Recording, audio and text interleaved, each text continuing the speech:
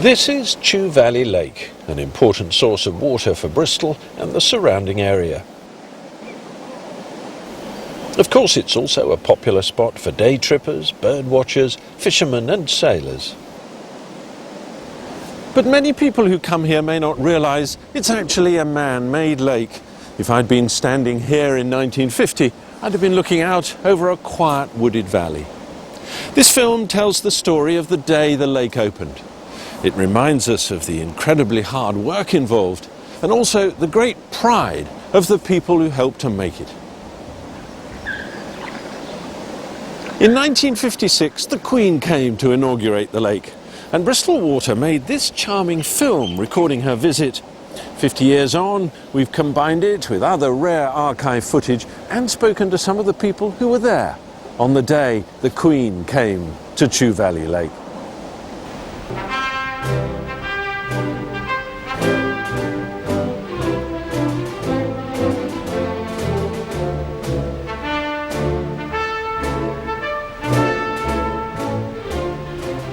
In 1939, to meet the ever-increasing demands for water, parliamentary powers were obtained to construct Chu Valley Lake, a reservoir of 4,500 million gallons capacity.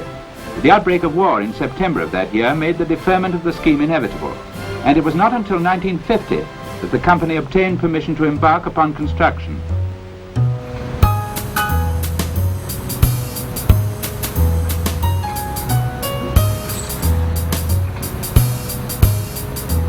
In 1951, work started on the foundations of the dam, and by the end of the year, the whole of the land required for the scheme had been purchased. The clearing of 5,000 trees and 70 miles of hedges from the site had commenced, and the permanent pumping station was being built.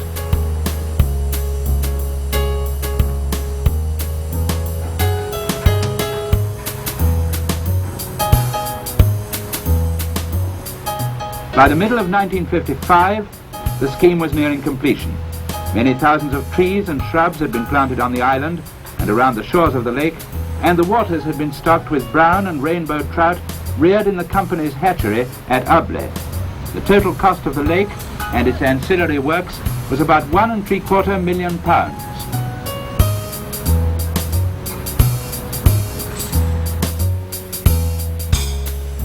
And on Tuesday, the 17th of April 1956, a great day in the history of the Bristol Waterworks Company, the scene on the west side of the dam is like this.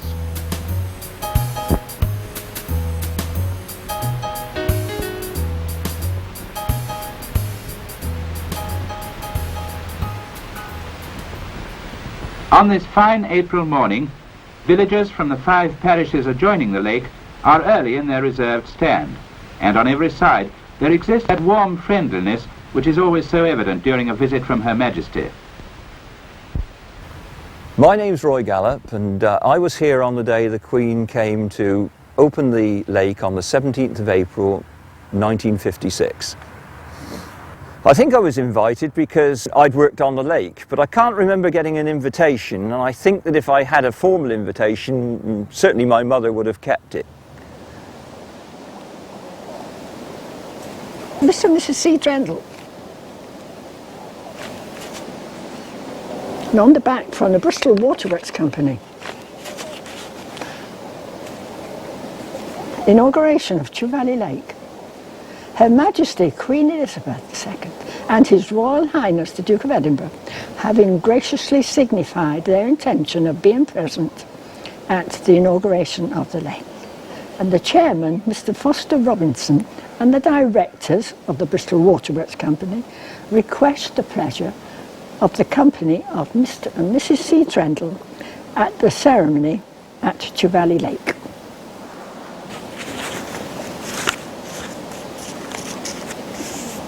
I am Joyce Trendle, wife of Cliff Trendle, who was presented to the Queen. He was a shuttering carpenter for the firm of A. Fars, who did lots of building work everywhere. They were offered this job of building the dam, and he came with them and stayed with them right to the end for 5 years, I think it was. In 1952, I was lucky enough to get a scholarship to the West of England College of Art, and the first summer I was there. The Ministry of Works, as it was called at that time, wanted labourers on the lake. Would students go and work on the lake? I had two uncles working on the lake, and I think they helped me get a job there because I was definitely under 18. And I think for some of the work, especially going down into the dam, you needed to be 18. The dam is an earth dam. It holds the water back by the fact that it's a big pile of earth.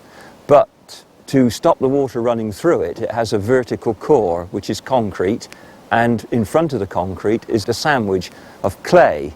And that runs from the rock at the bottom right to above the high water line. It's a membrane to stop the water running through.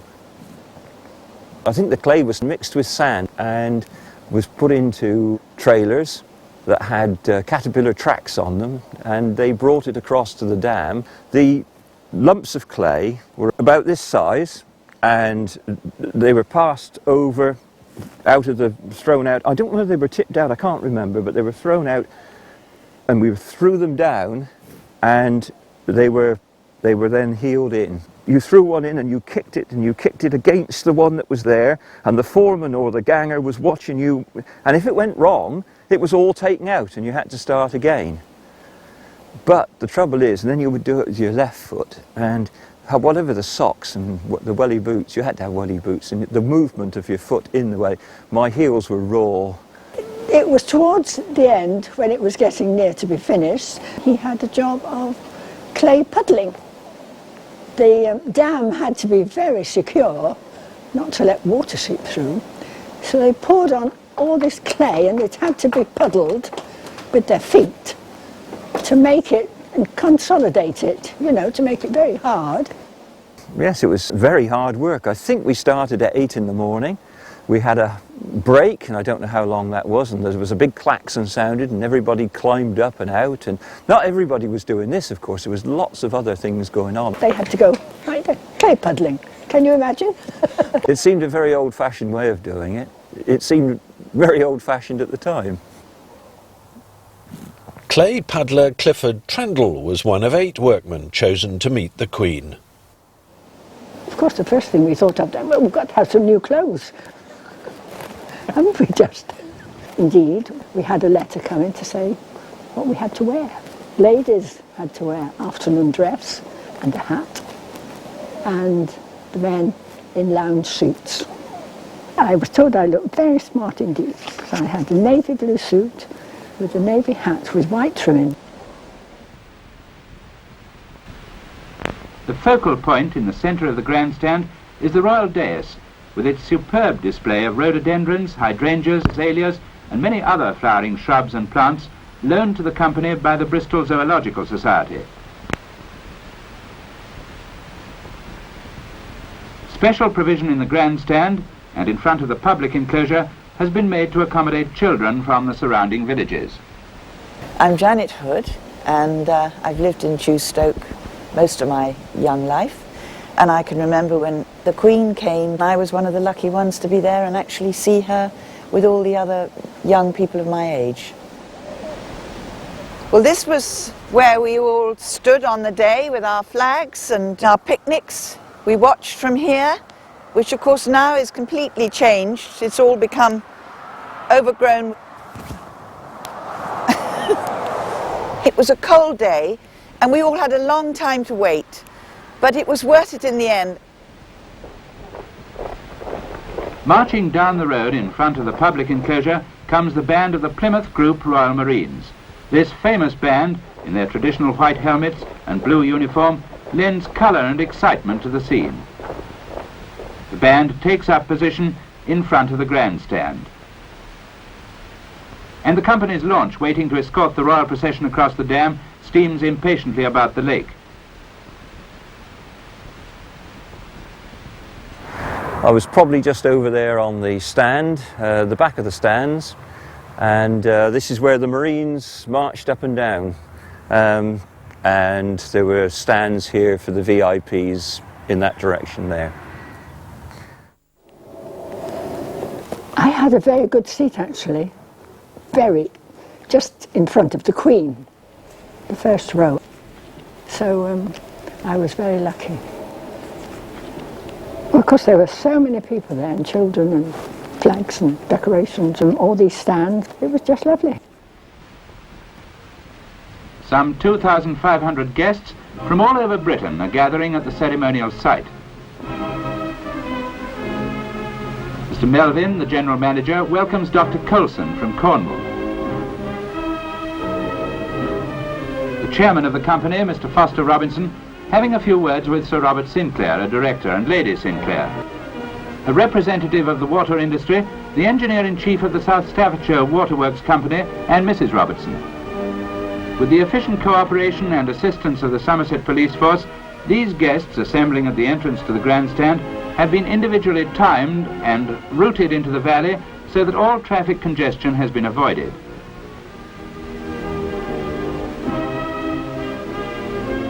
Oh, not there, sir, please. That's where the Queen's car is going to stop. The red car park? Yes, just up the road. The children in their special vantage point can hardly wait for the arrival of the Queen. One small voice is overheard to say, "I just can't bear it." All the VIPs arrived in posh cars, as we would have called them then, and got out here somewhere. I don't think that wall was there then, and they walked across and came on to a dais here for the ceremony. The stand in the direction that I'm looking at was quite large and went back at a raked angle, and it must have gone quite a long way across there. The Dowager Lady Hilton has no doubt at all about which seat she should occupy on the royal dais. Lots of fur coats and one or two tall hats. The popular figure of the former Dean of Bristol, the Very Reverend H.W. Blackburn, and his wife. The Lord Bishop of Bath and Wells, who later gave a short prayer of dedication.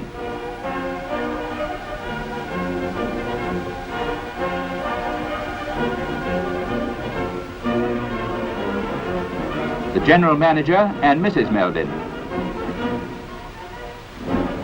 The Chairman talking to Mr. S.Q. Platts, perhaps about the fishing prospects and the monster trout already seen in the lake.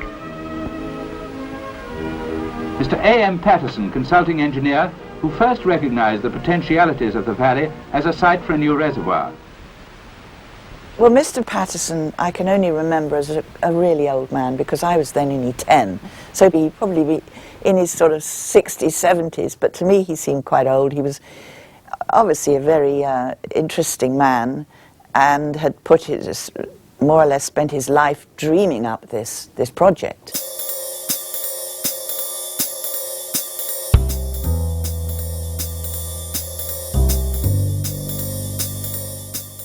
Alexander Patterson was Bristol Water's chief engineer in 1934. In this tranquil backwater, he was making plans. Even then, he saw that Bristol's demands for water would grow quickly and that the days of collecting water from the stream were numbered. Mr. Patterson visited the Chew Valley and saw the potential for a reservoir to augment nearby Blagden Lake, which had been built in 1901.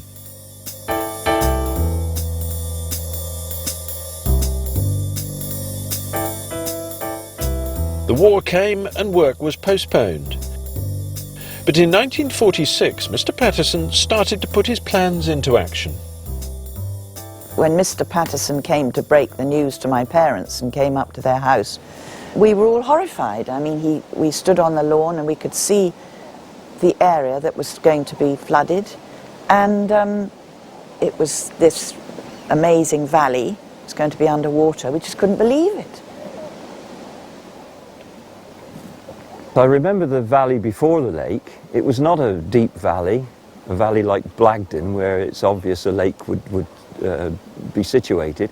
It had narrow lanes. The thing that we miss now is the elm trees. It was very, very wooded. At a distance it probably looked like woodland, but of course it wasn't. There were small fields in between all the trees. Well, yes, I would think it was lovely country, like we have round Chew Magna now. The village of Morton would be farming village. There would be farm buildings everywhere, cottages everywhere. which of course very sad, aren't they now? I think when my parents met Mr. Patterson, he realised that they were a very important part of Chew Stoke community. My mother ran the clinic and Dad was president of the Harvest Home, and all these things sort of were very important in those days. And I think if he felt he could get through to my parents and explain all this, he would have a spokesman and also a feeling that there was goodwill behind it.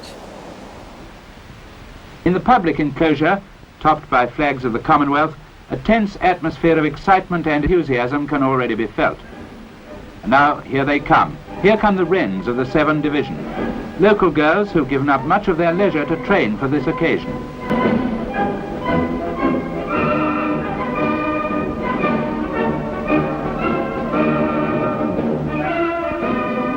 To the music of the band, they give a demonstration of maze marching and semaphore. We had the Marine Band playing lovely music, and then as well as that we had members of the Royal Naval Volunteer ladies, and they were doing marching and signalling, which was very interesting. Their instructors, watching from a corner of the grandstand, must feel justly proud of their months of training. The semaphore alphabet. In their imagination, these Wrens must be hearing their instructor's orders. The arm, wrist and hand flag should form one straight line.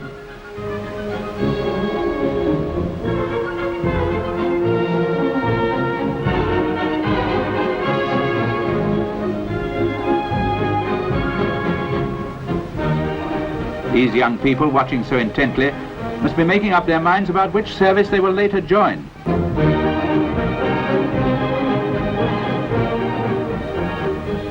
The demonstration ends with a message of welcome to Her Majesty.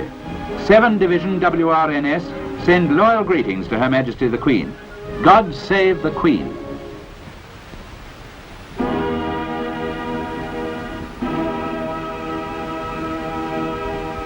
The guests in the grandstand are unperturbed by the latest police message, broadcast over the public address system, that the tumultuous welcome of the crowds in Bristol and in villages en route has delayed the royal party. I was at the back standing. I think all the school children were sitting in the front. But I know we had an awfully long wait. We all got frozen to death and thought the Queen was never coming.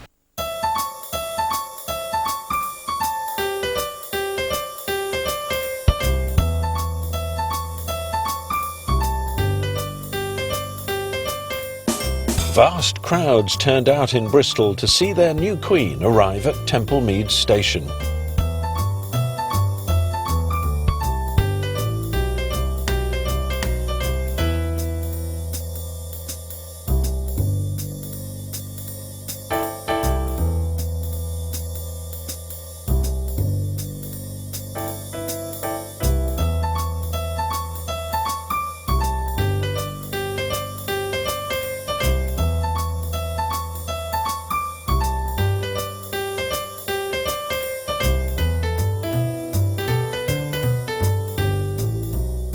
She and the Duke toured the bustling Bristol docks.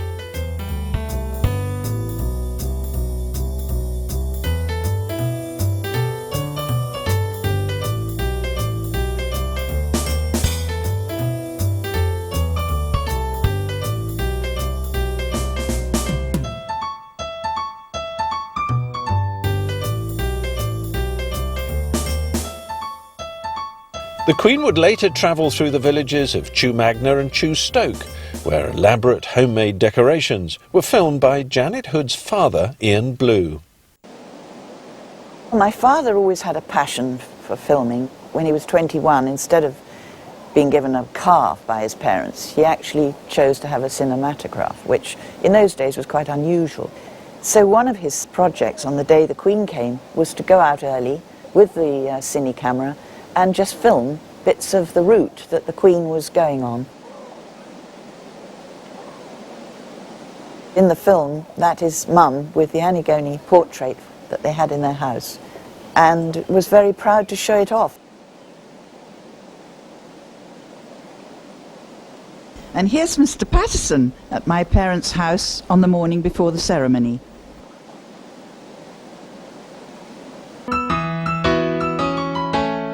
The people in Chew Magna, including butcher Jack Pierce, had been busy transforming their village.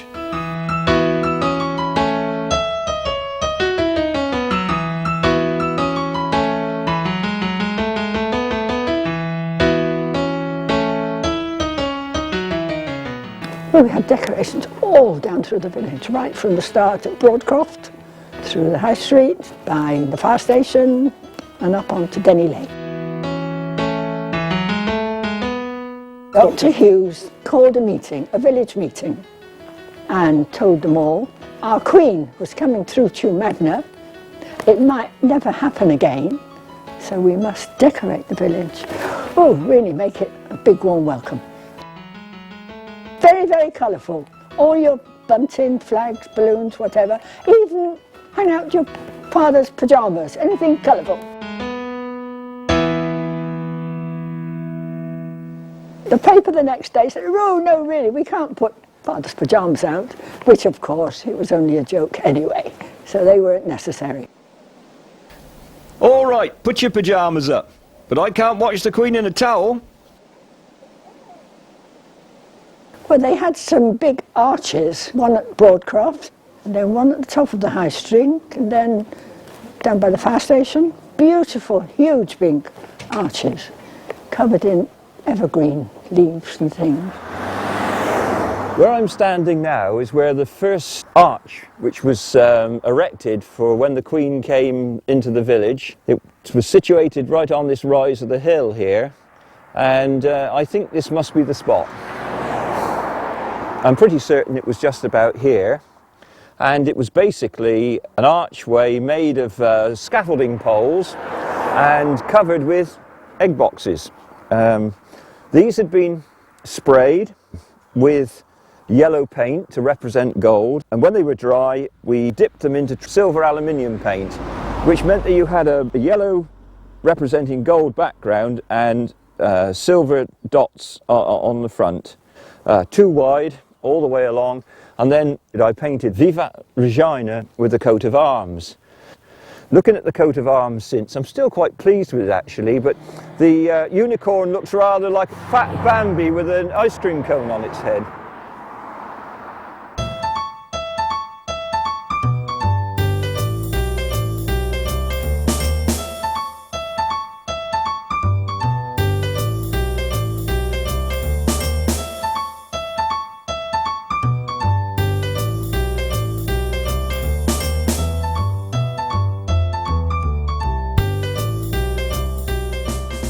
The royal party were running late. Now at last they were starting to make their way out of the city and head south to the Chu Valley.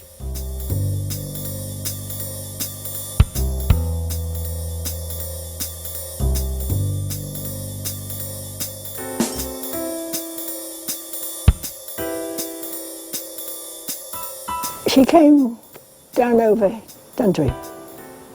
So every time I come over Dundry, when I come round that corner you can see the lake. I used to say this, the Queen saw that.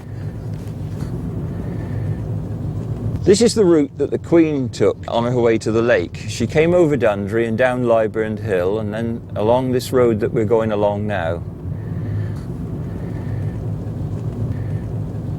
We're now approaching where the arch would have been.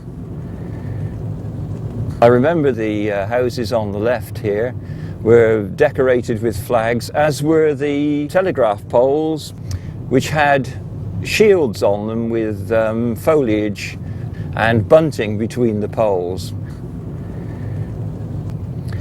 We're now approaching the next archway, which was where the signpost is, and that one had a Tudor rose, and then all the way down the village street was bunting and all the houses decorated. It was very colourful.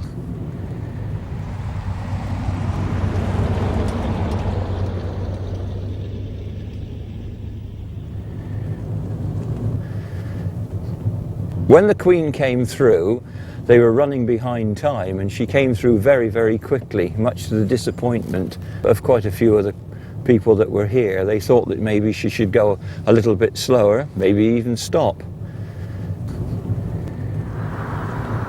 I'm Gwen Curtin, and I was lucky enough to be here when the Queen came through the village, and I stood on the corner, and I had my little son with me, who was 4 years old.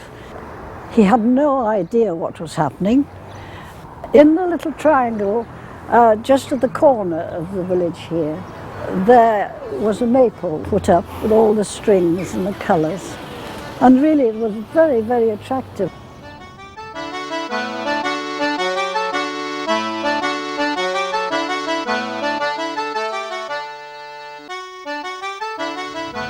The village is a long, long village, so there was plenty of space for people to come and see her. And then when she came along here with this high pavement that we have here in the village, with railings, was very useful because you could have your children lowered down on there. And then suddenly somebody said, she's coming, you see. So we all got excited. I think down the high street she must have come quite quickly. But luckily, when she came down to the bottom, there were more people on the road, so she really had to slow down. And we got a very, very good view of her. She looked very nice and very young, so we were very lucky to see so much. And then she went on round, and we got a good view all the way down. We're now going down to where the third arch was. And this was situated on the Bishop Sutton Road, which we're now on, and just here on the other side the bridge by the fire station. Then the Queen drove on down Narrow Denny Lane to the lake.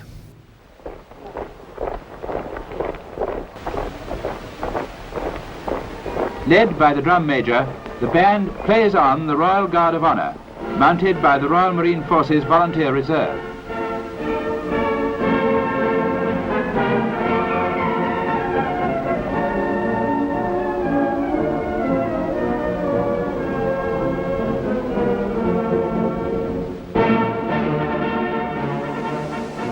My name's Ken Burrell, and I was part of the Royal Guard when the Queen came to open Chu Valley Lake 50 years ago. The Royal Marine Forces Volunteer Reserve were based in Bristol, and that was the main centre for the whole thing. But in those days there was a detachment of the Royal Marine Forces Volunteer Reserve in St Ives in Cornwall. Some 12, 14 people all told. And we were called up to help make up the number of the 100 that was needed for the Guard. There were 3 weekends of intensive drill training. Now, most of them were ex-regular Royal Marines, wartime commandos, most of them, hulking great blokes with Rosa medals. I was a little boy, 18, so we had to pay special attention, 3 of us, for the drill detail to get anywhere near the standard required. I trained the day before, stayed in Bristol overnight, and came here the next morning ready for the parade.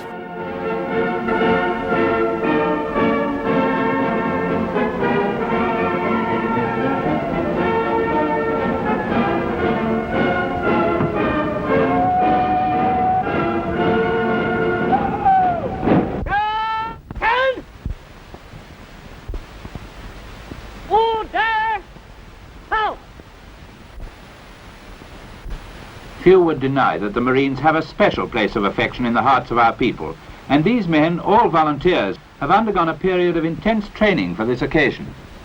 If memory's right, the lake seemed to be pretty full, calm, quiet, lots of people, and all really waiting for Her Majesty to turn up.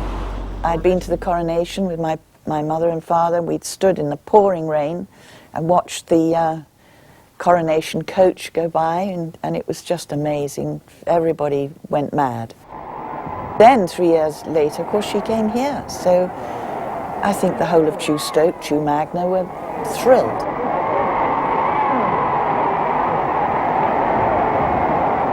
At last, the great moment has arrived. The Queen's car bravely flying the royal standard.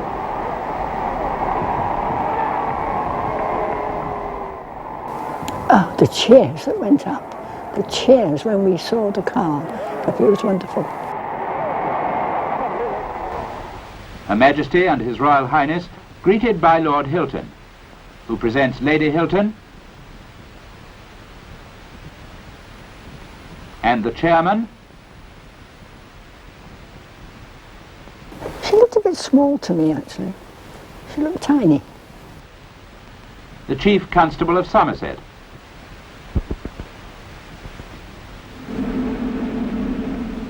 Her Majesty takes the royal salute. The royal standard is broken out. The Queen inspects the Royal Guard of Honour. The Queen slowly walked up and down both ranks with Prince Philip walking behind. And I do recall how tiny she looked. Real regal, but tiny. You're not allowed to look at them, of course. We have to look over our heads. Yes, we mustn't look her in her eye. Yeah, but I did. From the oldest man on parade, everybody, immense pride on seeing this lovely looking young Queen, proud as could be. Yeah, a good feeling. Lieutenant Colonel R.D. Horton, Director of the Royal Marine Forces Volunteer Reserve, takes leave and the chairman conducts Her Majesty to the royal dais.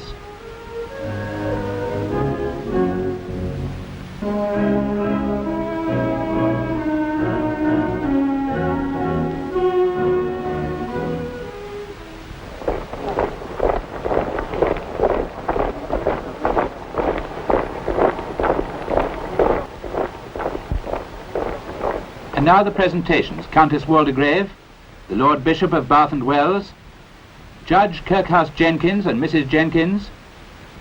The Queen has a special word for Miss Rees Mogg, Chairman of the Clutton Rural District Council. Mr. Rickards, Clerk of the Lieutenancy, and Mrs. Rickards, the General Manager returning to his seat, followed by Mrs. Melvin. The Secretary and Mrs. Collin, Mr. Patterson, Mr. Hawksley, Consulting Engineer, and Mrs. Hawksley, Mr. A.E. Farr, Main Contractor, and Mrs. Farr, and finally Mr. W.W. Marsden, the Resident Engineer, during the period of construction. The Chairman reads an address of welcome. May it please Your Majesty, we are deeply conscious of the honour conferred upon the water industry and upon the Bristol Waterworks Company in particular by the presence here today of Your Majesty, accompanied by His Royal Highness the Duke of Edinburgh, and it is my privilege to offer to Your Majesty the warmest and most loyal welcome on behalf of the company and of everyone here assembled. I am very glad, Mr. Chairman, to be here today with my husband, and I thank you for the warmth of the welcome with which we have been received. Of all the tasks which our engineers and scientists are asked to undertake, one of the most important is the provision of sufficient pure water for the needs of a large city and its neighbourhood.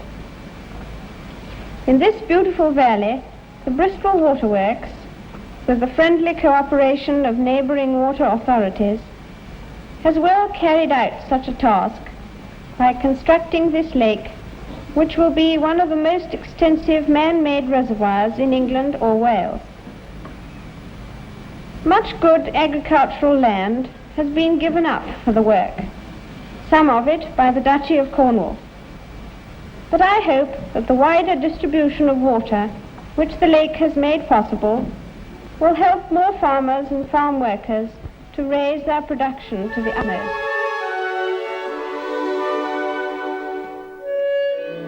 The hamlet of Moreton, with its cluster of farm cottages, was demolished. But Stratford corn mill was carefully dismantled and rebuilt at Blaise Castle in North Bristol.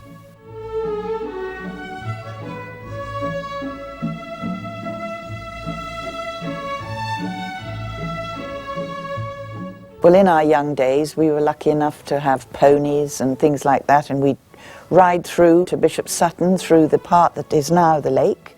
And I can remember we used to swim in the small kind of stream there, and it was just idyllic, really. My cousins who lived at Chew Stoke, all about my age, this was their playground. They used to come to Wally Court Farm and down towards the river, which was out in the middle of the lake now, and swim in the chocolate brown waters of the river. It all seemed very exciting and enjoyable at the time, but we used to go home rather messy.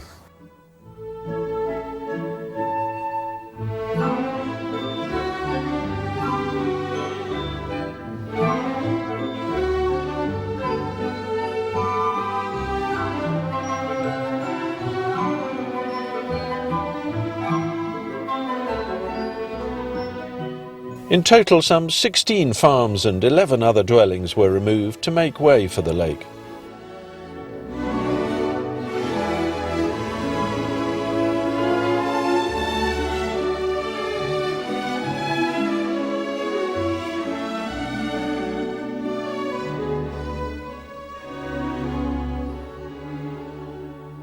I am pleased to learn of the particular care which has been taken, especially by planting many trees, to heal the scars which must inevitably be left by works of this extent. I congratulate all those who have had a share in the conception, planning and building of the Chu Valley Reservoir, which it now gives me great pleasure to inaugurate. The time came, the Queen pressed a button, and lo and behold, what happened? All the flags came down, and there was the plaque in all its glory. On the north face, nearest the road over the dam, a bronze plaque commemorating this historic occasion. On the three remaining faces, the arms of Bristol, Gloucestershire, and Somerset, with its Anglo-Saxon motto, Men of Somerset. As the Queen leaves the royal dais, Judith Brown, daughter of one of the company's staff, presents a bouquet. The chairman invites Her Majesty to inspect the commemoration stone. She was escorted then to inspect the plaque and go and talk to the workmen. As Her Majesty crosses over the Bywash Bridge, masonry faced with red wilderness sandstone from the Forest of Dean, the chairman asks leave to present workpeople employed on the construction of the lake. Her Majesty discusses details of the clay core of the dam with Mr. C. Trendall and asks him about the method of healing in the clay puddle. And he was presented to the Queen, and she asked him what he did, and he told her clay puddling. She'd never heard of it, so she wanted to know all about it. So he told her, and she did say, "Thank you very much." Terribly, terribly excited, but as well as that, I think I must have had tears in my eyes. Very, very proud. I mean, after all.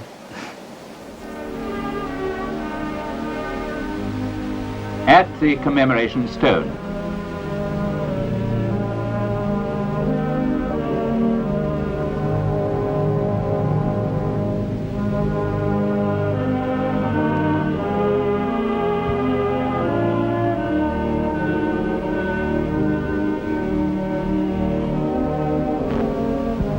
As the royal party leaves for Woodford Lodge, the royal standard is hauled down.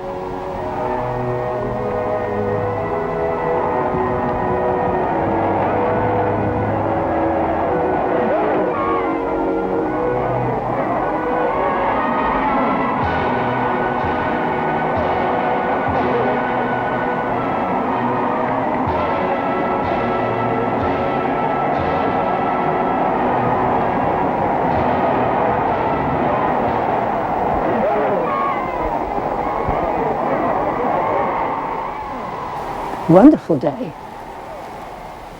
You know, nothing like it would happen again, and it hadn't, you know, it was just the most wonderful day. The children who have waited so long to wave their flags would still like to wave to somebody. But those in the grandstand are determined to enjoy their teas. And even the infants take a keen interest in events. Woodford Lodge, meeting place for fishermen and visitors named after the old house formerly standing near the site, now demolished and the foundations submerged beneath the waters of the lake.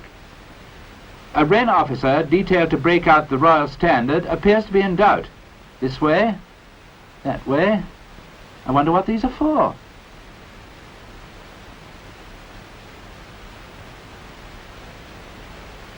Her Majesty arrives for a quiet interlude in a very busy day. Waiting to welcome her are the Chairman and Mrs. Foster Robinson.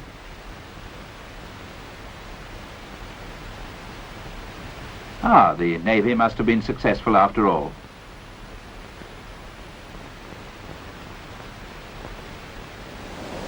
We've got today this beautiful lake, which everyone can use, not only for fishing, but sailing and bird watching. The water, of course, is terribly important to Bristol and the area. People come from all over the place. My own grandchildren have sailed on the lake, and my husband's fished on the lake. And, well, it's just an amazing dream that Patterson had in those days, and it's come true.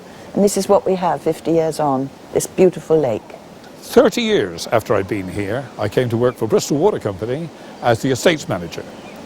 And the crazy thing was, part of my duties as estates manager, forestry, grounds treatment, all around these lakes. I've been retired now 5 years, but I still spend a lot of time around both lakes. I do some fishing here, and I can look with some pride on the way the grounds look today. Slowly maturing trees, wildlife protected as well as it should be superbly nowadays. There's an awful lot of people to try and please. It's a difficult trick, but a lovely place. It just looks as though it's always been here. It looks as though it's always been here. No one would think that there were farms and houses under there. I'm very proud of the lake itself, and very proud to think that my husband helped to build that dam. And from that day, it's still here, isn't it? When you go to the Chu Valley tea rooms, it's always busy. And it's one of those places where people say, gosh, it's a rainy day. What should we do? We'll go to the Chu Valley Lake. And then they say, gosh, what a beautiful day. Let's go to the Chu Valley Lake. So it's a win-win situation, I think, in terms of a beautiful place to be. It doesn't matter about the weather. It's got its atmosphere and it's got its magic. An extra polish for the royal car before the next stage of the journey to Newton St. Lo and Bath. Close of a great occasion and farewell to Her Majesty and His Royal Highness.